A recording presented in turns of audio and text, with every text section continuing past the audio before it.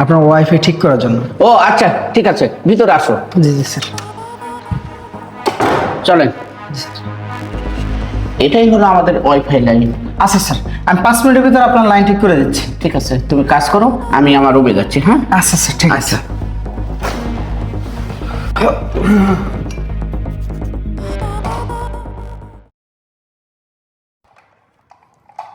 কি ব্যাপার? ওটা আশরাফের স্ত্রী না?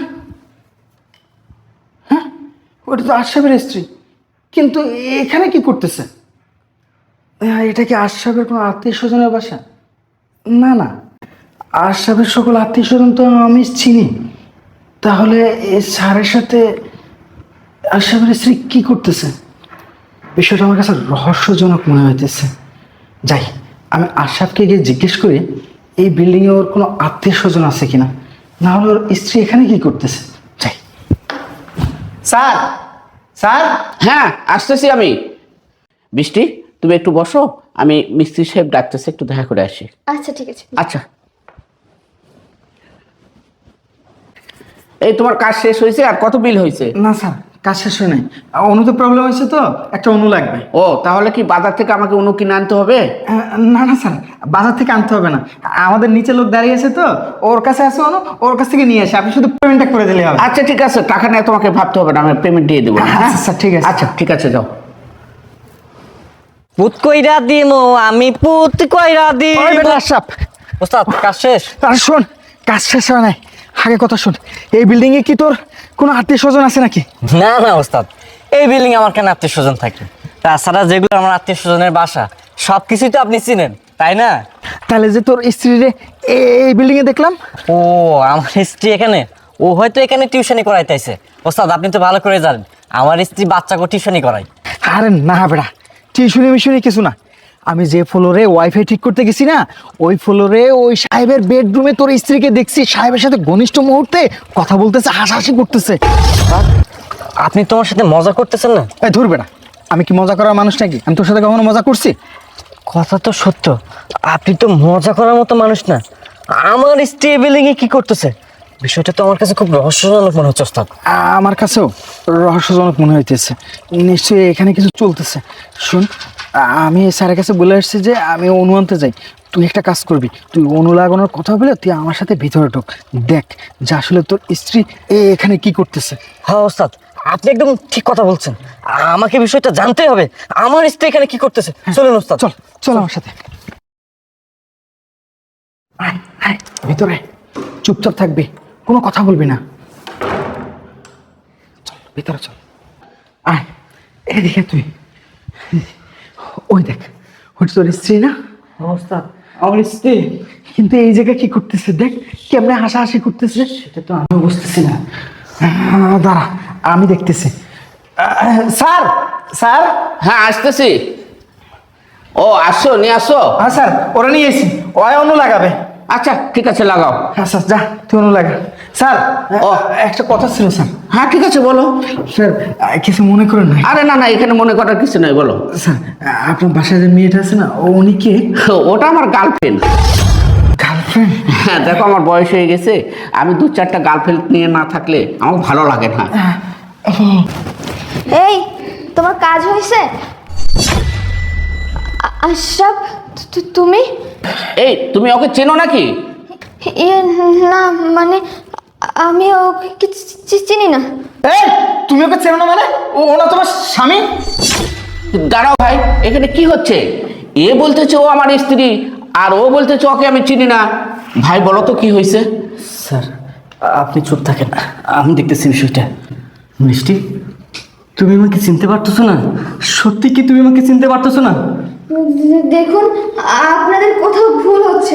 আশা, তোর ভুল হইতেছে না তো? ওস্তাদ আমার ভুল? আমার কেন ভুল হবে ওস্তাদ? আমি তোমার সাথে 2টা বছর ধরে সংসার করতেছি।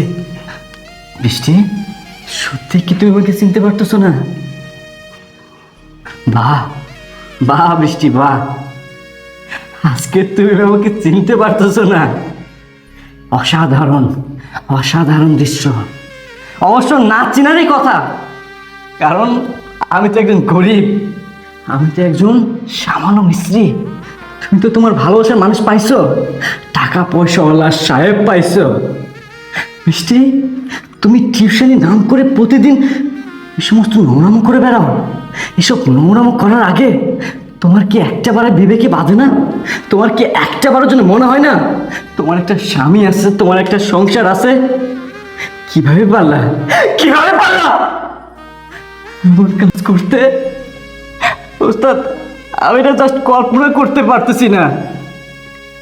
আমি এতদিন কার সাথে সংসার করছি, এই মানুষটাকে ভালোবাসছি, এই মানুষটার সাথে সংসার করছি, যাকে আমি বিয়ে করছি। মিষ্টি, আমাকে একটা কথা বলো তো, আমি তোমার জন্য কি করি নাই, কি দেই নাই? আমাদের বিয়ের 2টা বছর হলো। এই 2টা বছরে তুমি কি বলতে পারবা তোমার কোনো চাওয়া পাওয়া আমি অপূর্ণ রেখেছি? তুমি আমার কাছে যখন যেটার আবদার করছো, আমি আমার জীবনের উপর দিয়ে পার করা হলেও তোমার সমস্ত শখ আলাদা আমি পূরণ করছি। আমার যদি হাজারো কাজের চাপ থাকতো, তুমি যদি আমাকে একটাবার ফোন দিতা, আমাকে বলতা, আশরাফ আমার ভাল লাগতেছে না, আমি বাইরে যাব, আমি খেতে যাব, আমি ঘুরতে যাব, আমি কোনো অজুহাত না দেখে তোমার সমস্ত চাহিদাগুলো পূরণ করছি, তোমার আবদারগুলো পূরণ করছি। ভাই তুই ভেঙে বসছ না ভাই, তুই ভেঙে বসছ না। ওস্তাদ, আমি ভাইকে কেন পড়বো না ওস্তাদ? যে মানুষটাকে এত ভালোবাসলাম, এত ভালোবাসলাম, সেই মানুষটার সমস্ত সকালাতে আমি পূরণ করলাম। সেই মানুষটা কিনা আমাকে ছেড়ে ওস্তাদ, আমার জীবনটা না সিনেমার মতো হয়ে গেল ওস্তাদ, নাটকের মতো হয়ে গেল। আমি এসব দেখার জন্য একদম প্রস্তুত ছিলাম না। না না, আমি কেন ভেঙে পড়বো, কিসের জন্য ভেঙে পড়বো? যে মানুষটা আমাকে ছেড়ে অন্য মানুষের সাথে সম্পর্কে জড়াতে পারে, টাকার বিনিময়ে অপকর্ম করতে পারে, আমি সেই মানুষটার জন্য কেন কাঁদবো, কিসের জন্য কাঁদবো? আমি আর কাঁদবো না। ঠিক আছে, তুমি যেহেতু এই সাহেবকেই ভালোবাসো, এই সাহেবের সাথে থাকতে চাচ্ছ, আজকের পর থেকে আমি আমার এই মুখ নিয়ে ভালোবাসার দাবি নিয়ে তোমার সামনে দাঁড়াবো না। আর আমি কখনো বলবো না আমি তোমাকে ভালোবাসি ভালোবাসি। আমি তোমাকে ডিভোর্স দিব, হ্যাঁ আমি তোমাকে ডিভোর্স দিব। ডিভোর্স লেটার আমি ব্যবস্থা করতেছি। ওস্তাদ চলুন। তবে মিষ্টি তুমি কাজটা ঠিক করলে না, তোমাকে পছন্দ হবে। দেখছেন, আপনার জন্য আজকে আমার সংসারটা ভেঙে গেল। এখন আমি কি করব আপনি বলুন তো? শোনো বৃষ্টি, তোমার সংসার ভেঙে যাবে না থাকবে সেটা আমার দেখার বিষয় নয়। টাকার বিনিময়ে আমি তোমাকে নিয়ে আসছিলাম, আমার কাজ শেষ, তোমাকে এখন আমি বাহির করে দেবো। আমার সম্পর্কে তোমার ধারণা নাই, আমি এমন একটা ভোমরা যে ফুলে একবার বসি দ্বিতীয়বার বসি না। যাও এখান থেকে।